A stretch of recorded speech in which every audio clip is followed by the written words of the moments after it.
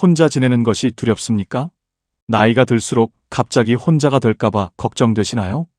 대부분의 사람들은 혼자 사는 노년을 떠올리면 외로움부터 생각합니다. 조용하고 텅 빈 집, 하루 종일 말 한마디 나누지 않는 지루한 시간들. 그래서 혼자 사는 삶은 불행할 것이라고 미리 판단해버리죠. 그런데 여러분, 정말 그럴까요? 의외로 세상에는 혼자 살지만 누구보다 더 즐겁고 행복하게 살아가는 사람들이 있습니다. 단지 우리가 잘 모를 뿐이에요. 매일 아침이 기다려지고 자유를 만끽하며 오히려 지금이 인생에서 가장 편안하다고 말하는 사람들입니다. 그분들은 재산이 많은 것도 아니고 자녀가 자주 찾아오는 것도 아닙니다. 다만 혼자 보내는 시간을 행복으로 바꾸는 비밀을 알고 있을 뿐이에요. 지금 여러분의 하루는 어떠신가요? 아침에 눈을 떠도 준비해서 갈 곳이 없고 집으로 들어올 사람은 없습니다. 식탁에는 한 사람 몫의 밥상만 차려지고 냉장고에는 먹다 남은 반찬들이 쌓여갑니다. 어느 날은 전화 한 통 오지 않고 무미건조하게 하루가 지나가기도 합니다. 창밖을 바라보며 문득 이런 생각을 해본 적도 있을 것입니다. 나는 계속 이렇게 살아야 하나? 실제로 최근 우리나라에도 혼자 사는 어르신이 빠르게 늘어나고 있습니다. 배우자를 먼저 떠나보낸 분도 있고 자녀들이 멀리 미국이나 동남아에 떨어져 사는 분도 있어요. 그리고 배우자와 헤어지고 오랫동안 혼자 살아온 분도 있습니다. 하지만 중요한 것은 혼자라는 사실이 아닙니다. 같은 상황에서도 어떤 사람은 외로움에 갇혀 하루하루를 버티며 살아가고 어떤 사람은 새로운 자유를 발견하며 축복된 인생을 즐깁니다. 결국 행복을 결정하는 것은 함께 사느냐, 혼자 사느냐가 아니라 주어진 삶을 어떤 마음으로 어떻게 살아가느냐입니다. 오늘 소개해드릴 분들은 바로 그 비밀을 발견한 사람들입니다. 혼자여도 웃을 수 있었고 혼자여도 삶이 즐거울 수 있었던 이유. 어쩌면 여러분의 인생과 노후를 완전히 바꿔줄 이야기가 될지도 모릅니다. 이 이야기가 유익하다고 생각되시면 댓글에 네라고 적어주세요. 앞으로 더 좋은 내용으로 보답하겠습니다. 구독과 좋아요는 더 많은 분들께 이 이야기를 전하는 큰 힘이 됩니다. 끝까지 시청해주시면 당신의 삶을 바꿀 해답을 만나실 수 있습니다. 자, 이제부터 한 분의 진짜 이야기를 들려드리겠습니다. 이 이야기는 혼자 사는 삶이 어떻게 천국으로 바뀔 수 있는지 보여주는 살아있는 증거예요. 72세 김심자 씨, 올해로 혼자 산 지 6년째입니다. 남편은 6년 전 갑작스러운 뇌졸중으로 세상을 떠났고 아들과 딸은 각각 인천과 대구에서 자기 가정을 꾸리며 살고 있습니다. 서울 노원구 작은 아파트 5층에서 혼자 사는 김심자 씨의 아침은 늘 고요했습니다. 아니, 고요한 게 아니라 적막했어요. 눈을 떠도 옆자리는 차갑게 비어있고 부엌에선 혼자 먹을 밥 한 공기만 뜸을 들이고 거울 속엔 점점 늙어가는 자신의 얼굴만 보일 뿐이었습니다. 처음 혼자가 됐을 땐 매일이 전쟁 같았습니다. 아침에 눈을 뜨면 오늘 하루를 어떻게 보내야 할지 막막했고 저녁이 되면 하루 종일 말 한마디 안 했다는 사실에 가슴이 답답했습니다. 냉장고 문을 열면 남편이 좋아하던 깍두기가 그대로 있고 옷장을 열면 남편 옷이 그대로 걸려 있고 신발장엔 남편 구두가 그대로 놓여 있었습니다. 집안 곳곳에 남편의 흔적이 남아 있는데 정작 남편은 없었어요. 전화기를 들어도 누구에게 전화할지 몰라. 그냥 내려놓고 텔레비전을 켜도 웃음소리가 오히려 자신의 외로움을 더 크게 느끼게 만들었습니다. 아들과 딸은 한 달에 한 번 전화했지만 통화가 끝나고 나면 오히려 더 공허했어요. 화면 속 아이들은 너무 행복해 보였고 손주들은 너무 잘 자라고 있었고 며느리는 너무 바빠 보였습니다. 그런데 그 행복한 가족 사진 속에 자신은 없었습니다. 어느 날 밤 김심자 씨는 욕실 거울 앞에 서서 자신의 얼굴을 한참 들여다봤어요. 주름이 깊어진 얼굴, 생기 없는 눈빛, 축 처진 입꼬리, 머리카락은 반쯤 하얗게 새었고 볼은 푹 꺼졌으며 눈가엔 다크서클이 깊게 패어 있었습니다. 거울 속 자신이 낯설었습니다. 저게 정말 나인가? 언제 이렇게 늙었나? 언제부터 이렇게 죽은 사람처럼 살았나? 그 순간 김심자 씨는 깨달았습니다. 이렇게 살다간 정말 혼자 죽겠구나. 아무도 모르는 채로 아무 의미 없이 그냥 조용히 사라지겠구나. 그날 밤 김심자 씨는 남편 영정 앞에 앉아 한참을 울었습니다. 여보, 나 이제 어떻게 살아야 해요? 당신 없이 어떻게 살아요? 혼자 밥 먹고, 혼자 자고, 혼자 늙어가는 게 이렇게 힘든 줄 몰랐어요. 하지만 울다가 문득 생각했습니다. 남편이라면 뭐라고 했을까? 아마 이렇게 말했을 겁니다. 당신 그렇게 울고만 있지 말고 밖에 좀 나가요. 사람도 만나고 뭐라도 하면서 살아요. 그날 밤 김심자 씨는 결심했어요. 혼자 죽더라도 혼자 사는 동안만큼은 살아있고 싶다고. 남편이 보고 있다면 부끄럽지 않게, 아이들이 걱정하지 않게, 무엇보다 나 자신에게 떳떳하게 살고 싶다고. 다음 날 아침 김심자 씨는 평소보다 1시간 일찍 일어났습니다. 침대에서 일어나 창문을 활짝 열었습니다. 찬 공기가 얼굴을 스쳤고 아침 햇살이 방 안으로 쏟아져 들어왔습니다. 김심자 씨는 심호흡을 크게 3번 했습니다. 그리고 처음으로 제대로 된 아침 식사를 준비했습니다. 토스트 2장을 구워 버터를 바르고 계란 프라이를 붙이고 따뜻한 우유 한 잔을 데웠습니다. 혼자 먹는 밥이지만 정성스럽게 식탁보를 깔고 접시를 예쁘게 놓았습니다. 식탁에 앉아 천천히 먹으면서 창밖을 바라봤습니다. 아침 햇살이 커튼 사이로 들어오고 나뭇잎이 바람에 흔들리고 참새 한 마리가 베란다 난간에 앉아 제잘거리고 있었습니다. 그 순간 김심자 씨는 생각했습니다. 세상은 여전히 아름답구나. 내가 혼자라고 해서 세상까지 멈춘 건 아니구나. 나도 여전히 살아있구나. 그날부터 김심자 씨의 하루는 달라지기 시작했습니다. 김심자 씨의 이야기에서 우리는 중요한 교훈을 발견하게 됩니다.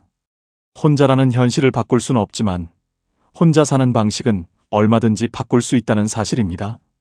심자 씨가 보여준 변화의 핵심은 바로 3가지였습니다.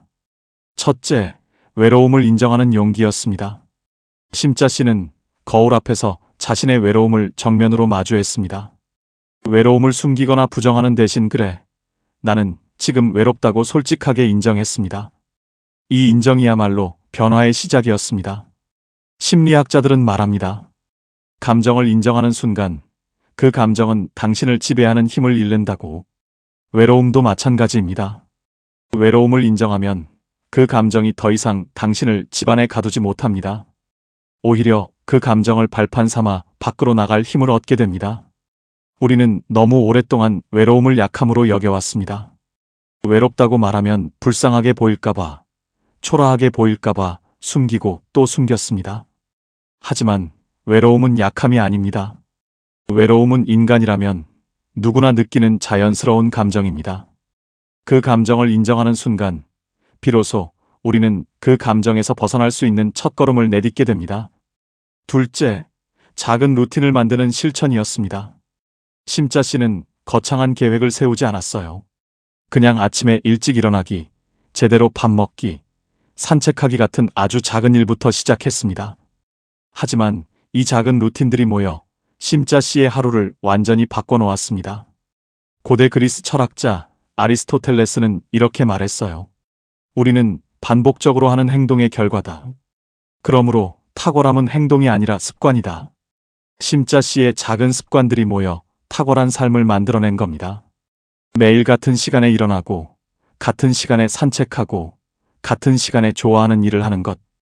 이 반복이 혼자 사는 하루의 질서를 부여했고, 그 질서가 삶의 의미를 만들어냈습니다. 처음엔 아침에 일어나기가 힘들었습니다. 밖에 나가는 것도 두려웠고, 사람들에게 인사하는 것도 어색했습니다. 하지만 매일 반복하다 보니 어느새 그게 자연스러워졌고, 자연스러워지니 삶이 편안해졌어요. 셋째, 관계를 새롭게 정의하는 지혜였습니다. 심자 씨는 가족이 멀리 있다고 포기하지 않았습니다. 대신 동네 공원에서 만난 사람들, 복지관 요가 교실에서 만난 사람들과 새로운 관계를 만들었습니다. 이들은 혈연은 아니었지만 마음으로 연결된 진짜 관계였어요. 현대 심리학에서는 이를 선택가족이라고 부릅니다. 피로 맺어진 가족이 아니라 마음으로 선택한 가족. 이 선택가족이야말로 혼자 사는 시대에 우리가 만들어야 할 새로운 형태의 관계입니다. 사실 관계의 본질은 혈연이 아닙니다. 관계의 본질은 서로를 이해하고 서로를 존중하며 서로에게 힘이 되어주는 것입니다. 그 본질이 충족된다면 피가 섞이지 않았어도 진짜 가족이 될 수 있습니다. 심자 씨는 요가 교실에서 만난 분들과 명절을 함께 보내기도 하고 아플 때 서로 챙겨주기도 하며 기쁜 일이 있으면 함께 축하해 줍니다. 이게 바로 진짜 가족의 모습입니다. 그렇다면 이 세 가지 교훈이 우리에게 주는 보편적인 메시지는 무엇일까요? 그건 바로 혼자 사는 삶도 충분히 의미 있고 가치 있다는 사실입니다. 우리는 너무 오랫동안 혼자를 실패로 여겨왔습니다. 혼자 밥 먹으면 불쌍하고, 혼자 사는 건 외롭고, 혼자 늙는 건 비참하다고 생각했습니다. 하지만 김심자 씨의 이야기는 이 모든 편견을 깨뜨립니다. 혼자 밥 먹는 건 내가 좋아하는 음식을 자유롭게 선택하는 시간입니다. 혼자 사는 건 누구 눈치 안 보고 내 방식대로 살 수 있는 자유입니다. 혼자 늙는 건 내 인생의 마지막까지 내가 주인으로 사는 존엄입니다. 프랑스 실존주의 철학자 장폴 사르트르는 말했어요. 인간은 자유롭도록 선고받았다. 우리는 선택할 수밖에 없고 그 선택에 책임을 져야 한다고. 혼자 사는 것도 선택입니다. 때로는 어쩔 수 없는 선택이지만 그 안에서 어떻게 살 것인가는 온전히 우리의 자유입니다. 우리는 혼자 사는 삶을 비참하게 살 수도 있고 자유롭게 살 수도 있습니다. 고립되어 살 수도 있고 연결되어 살 수도 있습니다. 의미 없이 살 수도 있고 의미 있게 살 수도 있습니다. 이 모든 것은 우리의 선택입니다. 독일의 철학자 임마누엘 칸트는 이렇게 말했습니다. 자율이란 타인에게 의존하지 않고 스스로의 의지로 행동하는 것이다. 혼자 산다는 것은 어쩌면 가장 자유로운 삶의 형태일 수 있습니다. 아침에 일어나는 시간도, 먹는 음식도, 하는 일도, 만나는 사람도 모든 것을 내가 결정합니다. 누구의 허락도 필요 없고 누구의 눈치도 볼 필요 없습니다. 이것이야말로 진정한 자유입니다. 노자는 도덕경에서 이렇게 말했어요. 만족할 줄 아는 사람은 언제나 충분하다. 혼자 사는 삶에서 진정한 만족을 찾으려면 없는 것이 아니라 있는 것에 집중해야 합니다. 옆에 사람이 없다는 사실이 아니라 내게 주어진 자유에 집중하는 겁니다. 함께할 가족이 없다는 사실이 아니라 새롭게 만들 수 있는 관계에 집중하는 겁니다. 외로움이라는 감정이 아니라 나를 돌볼 수 있는 시간에 집중하는 겁니다. 그렇다면 이제 우리는 무엇을 해야 할까요? 바로 행동입니다. 아무리 좋은 이야기를 들어도, 아무리 감동적인 사례를 봐도 행동하지 않으면 아무것도 바뀌지 않습니다. 김심자 씨도 처음엔 그냥 생각만 했습니다. 변해야지, 달라져야지, 뭔가 해야지.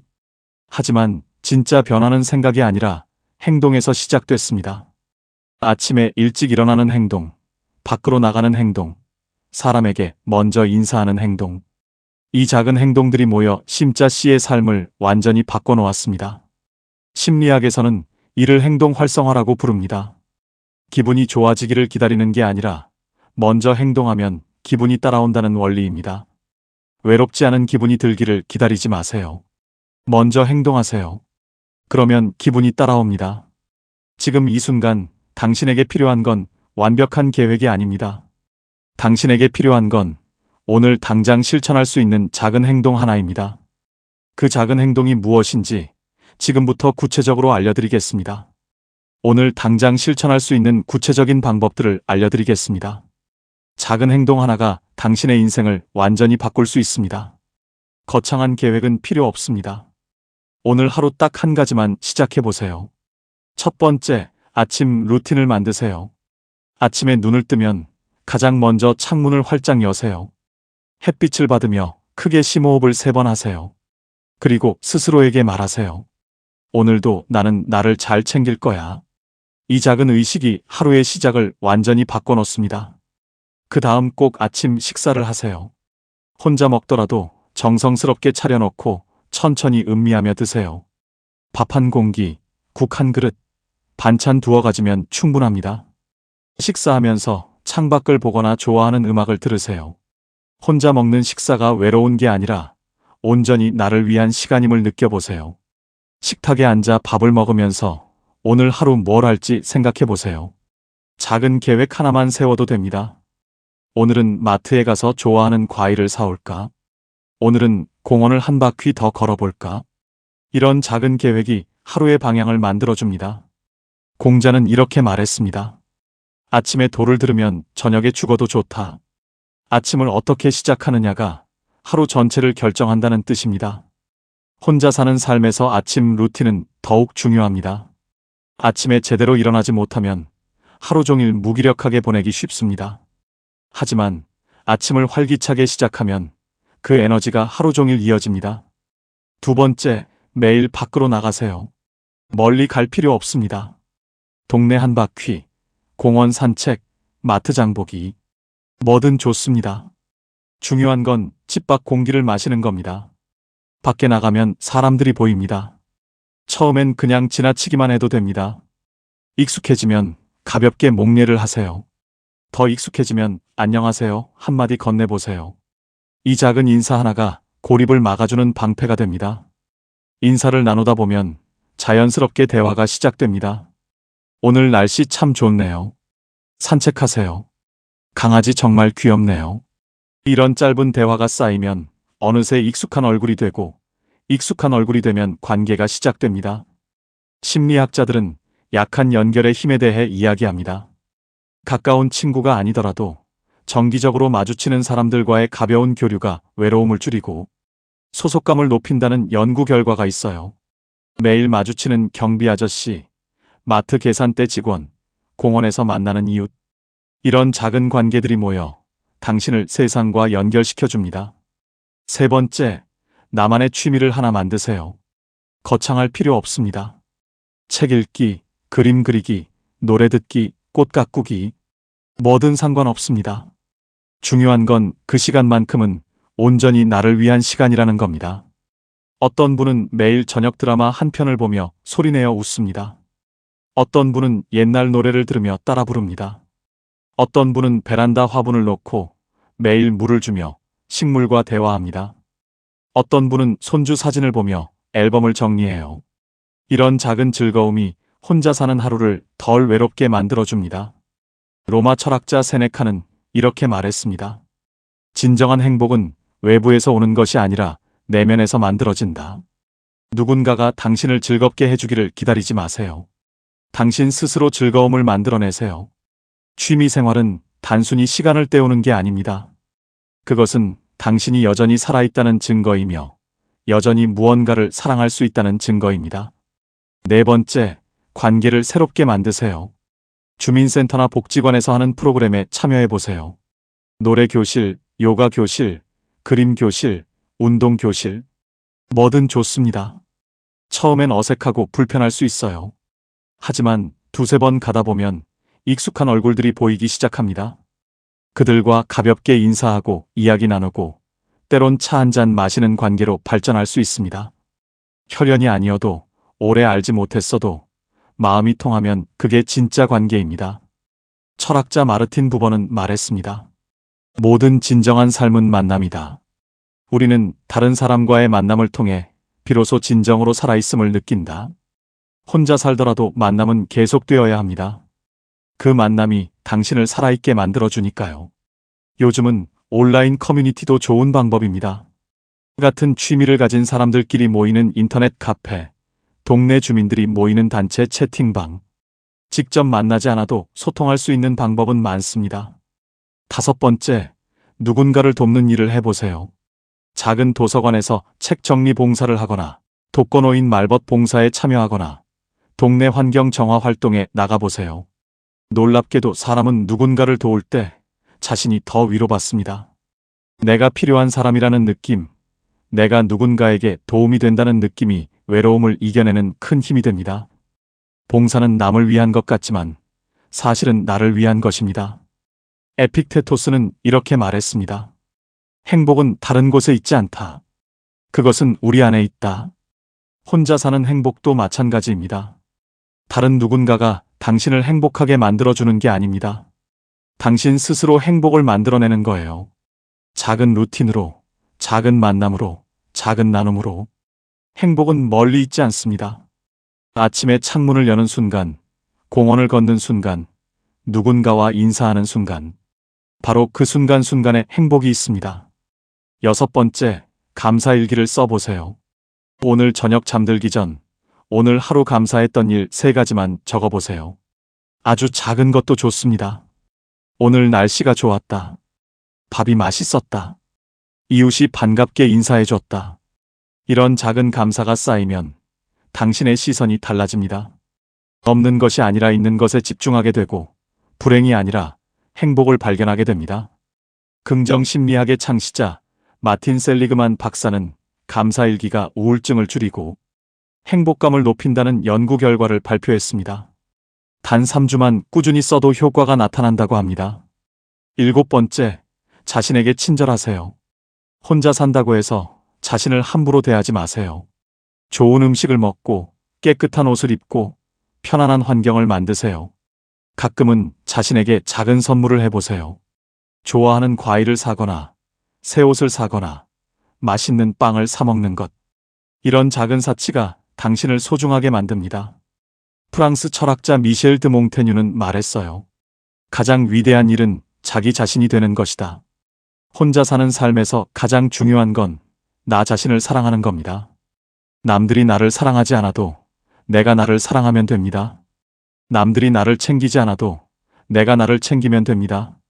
마지막으로 가장 중요한 한 가지를 말씀드리겠습니다. 혼자 사는 삶을 부끄러워하지 마세요. 혼자 밥 먹는다고, 혼자 산책한다고, 혼자 영화 본다고 부끄러워할 이유가 전혀 없습니다. 오히려 그건 당당한 선택입니다. 내 삶을 내 방식대로 살아가는 자유로운 선택입니다. 혼자여도 충분히 빛나고, 혼자여도 충분히 의미 있으며, 혼자여도 충분히 아름답습니다. 노자는 도덕경에서 이렇게 말했습니다. 만족할 줄 아는 자는 가난해도 부유하고, 만족할 줄 모르는 자는 부유해도 가난하다. 혼자 사는 삶에서 진정한 만족을 찾으려면 없는 것이 아니라 있는 것에 집중해야 합니다.